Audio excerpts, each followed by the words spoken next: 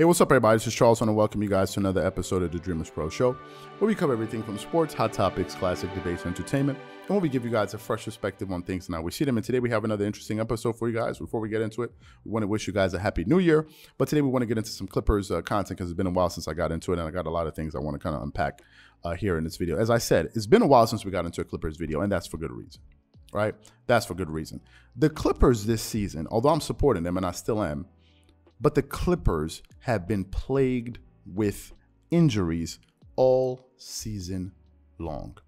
I mean, it's just been terrible. And for some reason, or for one reason or another, it's been really hard for this team to kind of get out of second gear, right? Because they just haven't had any continuity this season. So many of their key players have missed a considerable amount of games based on the 36 games that they've played. If I pull up the current games of just, if I just pull up some of the players here in the games that they've missed, think about this. Of the 36 games, Paul George has only played 26. He's missed 10 games. That's almost a third of the season, right? Or just, yeah, roughly a third of the season. You have Reggie Jackson. He's played all the games. He's played 32 games this season, if I'm not mistaken. Yeah, the Clippers have played 32 games. 32 games. Then you have Marcus Morris. He's only played 16 games. He missed a considerable amount of time. Luke Kennard, I think he's played 35 games. He's played a good amount of games. Terrence Mann, he's been there. He's a young stallion for them. He's been playing well. Eric Bledsoe's been available. Nicholas Batum has only played 19 games this season. Nicholas Batum. Serge Ibaka's only played 17 games this season, right? And of course, you have their best player in Kawhi Leonard, who has not played a single game for this team this season. A single game. Now, we knew already going into this season, we're already aware of the fact that we knew Kawhi Leonard was not going to be available for the team for at least the first 5-6 months. We knew that, right? We knew that. But what I didn't expect was the team to be mired in injuries and so many players to miss, so many of their key players to be missing so many games. And that's the reason it's been really hard to talk about the team. It's been hard to talk about the Clippers because you don't have a sense of what direction they're moving in at the current moment, because there's so much uncertainty around the roster. It's not like as if they're healthy. It's not like as if we're talking about the Lakers here, who for the most part have had their key players, their big guns, if it's Westbrook or LeBron, and you can kind of get a sense of what this team is. You can't say the same thing about the Clippers, so it's been really hard to really get a pulse on this team. As we currently speak, they are still the number 6 seed in the Western Conference, and that's just because some teams in the Western Conference haven't been playing very well. I just mentioned the Lakers, and we know now that they're going to have to continue playing these games without some of their best players. We know for sure Paul George, he's going to come back, but he won't be back for quite some time. Why? Because he recently suffered a torn ligament, I think, in his right elbow, and I think that happened in December, and they said he's going to be missing 3 to 4 weeks. So you're possibly looking at, they're talking about reevaluating him. So you're possibly looking at a return for Paul George maybe in the beginning of February. We just started the year. It means that they're going to go another month without their only all-star. Think about this. Paul George is the only all-star the Clippers have. The only one.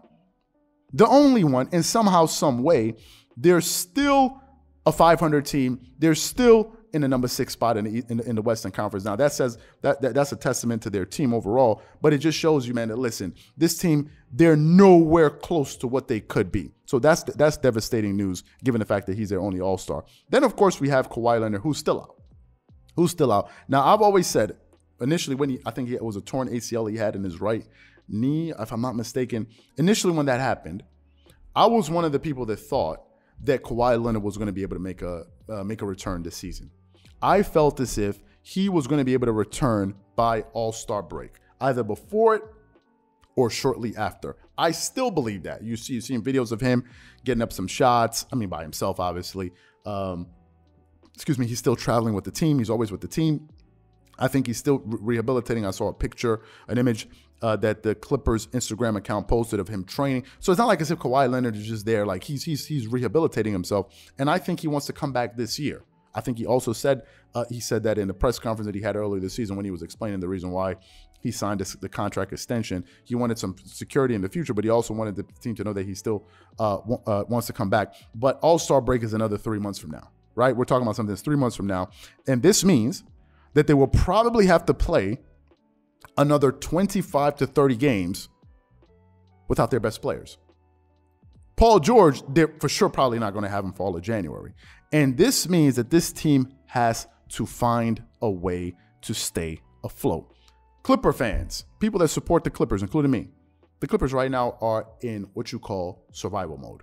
They're in survival mode. It's not about the big stories. It's about trying to win every single game that you can and taking it game by game. Just yesterday or today, if I'm not mistaken, we just heard that their coach, Tyronn Lue, their head coach, Tyronn Lue, now is in COVID protocols. Now they're going to be without their head coach, right? There's so many things not working in the favor of, of this team. And I think they just have to figure out a way to salvage some of these games and try to stay afloat. Try to stay the number 6 seed. If that's what you can hold on to, try to hold on to that as much as you can. Now, it's not all bad news, right? It's not all bad news because they have shown some signs this season. Last season, one of the issues I had with the Clippers was that I thought that they were underperforming as a defensive unit.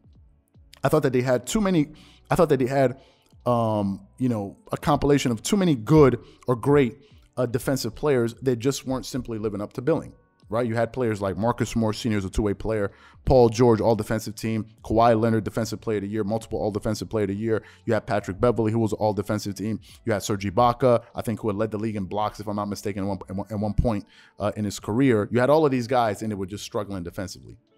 And I didn't like that. This season, they've really picked up their defense. Right now, as we currently speak, they're the number 4th ranked defense, and they're holding opponents to 104.9 points per game. To me, that's a good sign.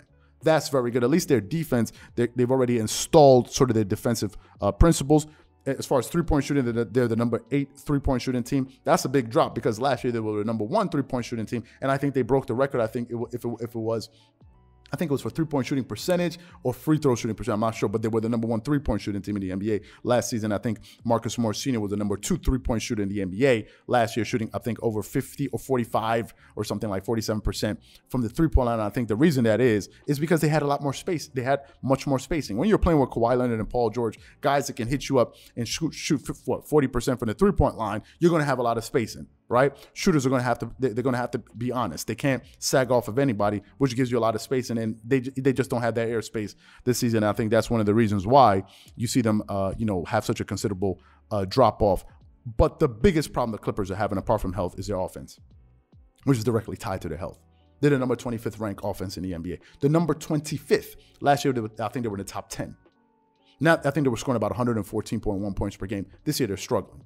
They're the number 25th ranked offense in the NBA. And to me, it's very easy to understand why that is. When you're missing 2 all-stars, you're missing a potentially 50 points from your offense. Now, obviously, it's not like as if you get Paul George and Kawhi Leonard is going to add 50 points. They're going to be scoring 150 points per game. No, it just means that, some players are going to lose.